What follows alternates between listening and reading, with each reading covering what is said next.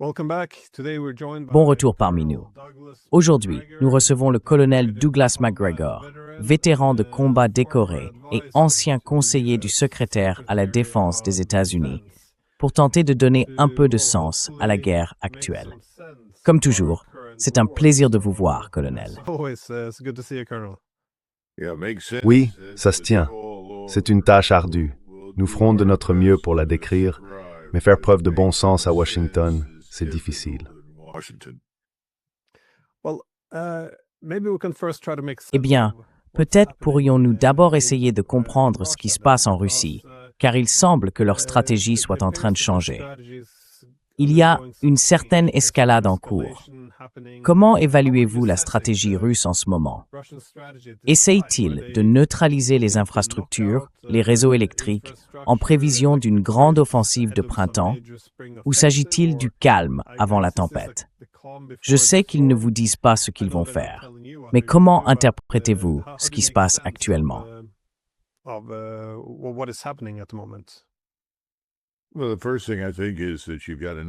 Eh bien, la première chose que je pense, c'est qu'il y a une autre grande Kesselschlacht en cours dans le sud-est de l'Ukraine, ce qu'ils appellent une bataille du chaudron. Si l'on se déplace un peu vers l'est, puis vers le sud de Zaporizhia, on voit une forte concentration de troupes ukrainiennes restantes qui sont progressivement encerclées, et ce cercle se resserre rapidement. Elles sont en grande partie anéanties par des armes de frappe de précision, mais les Russes finiront par les submerger. Cela semble être, du moins dans le sud-est, peut-être le dernier bastion de la résistance ukrainienne. En même temps, on observe actuellement un grand intérêt pour deux choses. La première, c'est Odessa.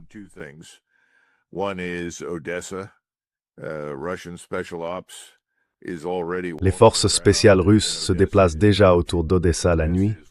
Odessa est faiblement défendue et la majeure partie de sa capacité de défense aérienne a été éliminée. Donc en ce moment, je pense qu'à Moscou, il s'agit de décider de ce qu'ils veulent faire ensuite. Cela impliquera des opérations majeures et cela pourrait très bien concerner Odessa. En même temps, ils se rapprochent chaque jour un peu plus de Kharkiv. Or, rien de tout cela, à mon avis, ne résout le problème fondamental qui est Kiev.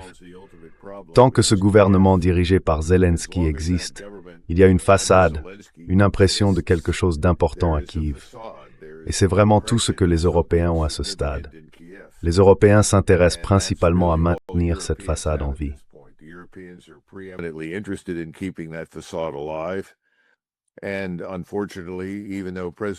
Et malheureusement, même si le président Trump dit qu'il n'est plus vraiment intéressé et qu'il est contrarié par Zelensky, et ainsi de suite, nous continuons à envoyer de l'argent et du matériel aux Ukrainiens également, ce qui, à mon avis, est une source de frustration sans fin pour le président Poutine. Donc vous savez, je ne sais pas dans quelle direction les Russes veulent aller, mais ils ont aussi augmenté la taille de leurs forces. Ils ont mobilisé davantage de réservistes et ils forment actuellement des soldats qui sont arrivés dans le cadre de la conscription régulière. Je pense donc que les options sont évidentes. Les trois que j'ai mentionnés, Odessa, Kharkiv et Kiev.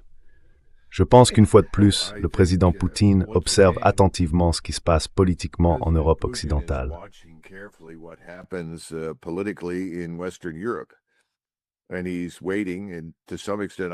Et il attend dans une certaine mesure, je pense, que les Européens de l'Ouest renversent leur gouvernement. Cela aurait dû se produire il y a longtemps.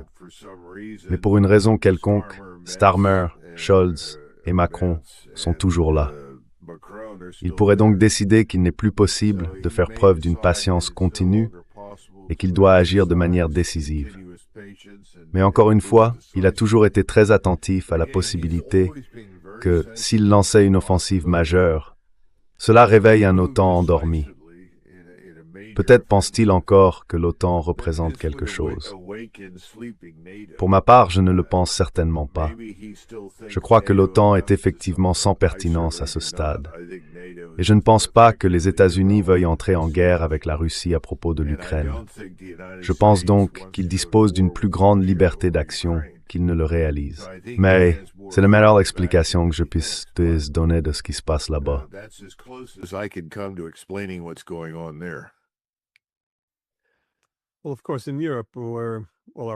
Eh bien, bien sûr, en Europe, tous nos politiciens et nos médias parlent du prétendu désir de la Russie de restaurer l'Union soviétique et de marcher sur la Pologne, et ainsi de suite.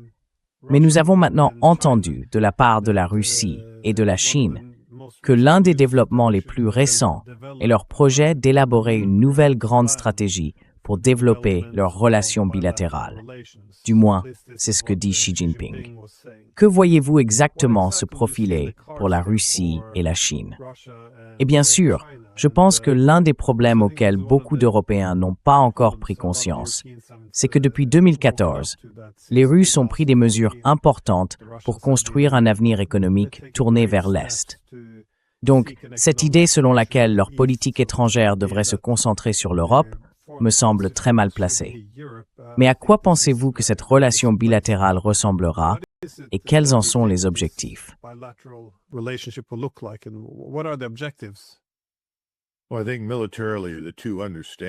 Eh bien, je pense que sur le plan militaire, les deux comprennent qu'ils ont désormais un intérêt permanent à renforcer mutuellement leurs capacités et leur puissance. Si l'on traçait une ligne tout autour de la Russie et tout autour de la Chine, on identifierait la plus grande forteresse du monde. Ce sont les deux grandes puissances continentales prêtes à mettre en commun leurs ressources militaires et économiques. Non seulement pour accroître leur prospérité et améliorer leur productivité, mais aussi pour se protéger contre nous. Car chaque jour qui passe, que Donald Trump le comprenne ou non, nous semblons devenir de plus en plus belliqueux.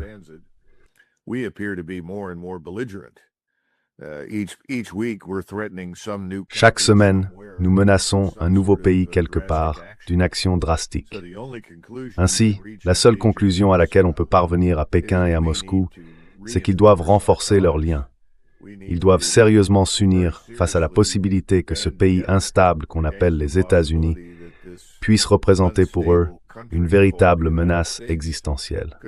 Et encore une fois, je pense que c'est une source d'incompréhension constante pour le président Poutine.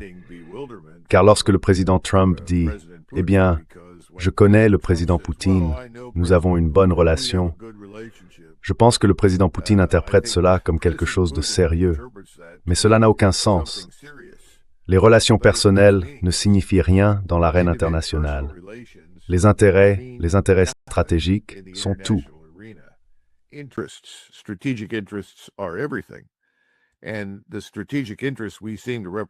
les intérêts stratégiques que nous semblons représenter ne sont guère ceux pour lesquels la plupart des Américains s'engageraient. Mais ils reflètent certains intérêts que j'appellerais ceux de circonscription intérieure. Nous ne serions plus du tout au Moyen-Orient à ce stade, et nous ne serions certainement pas dans une position d'hostilité envers l'Iran sans l'énorme lobby israélien et son argent, son pouvoir financier d'élire, de désélire, de destituer, de nommer des personnes au sein du gouvernement des États-Unis. Il y a aussi le lobby cubain qui est très bien financé, assez vaste et influent. En fait, le président Trump l'a mentionné lorsqu'il a parlé de Cuba, lorsqu'il a déclaré l'état d'urgence national à propos de Cuba. Les gens ont dit en substance, « Pourquoi faites-vous cela ?»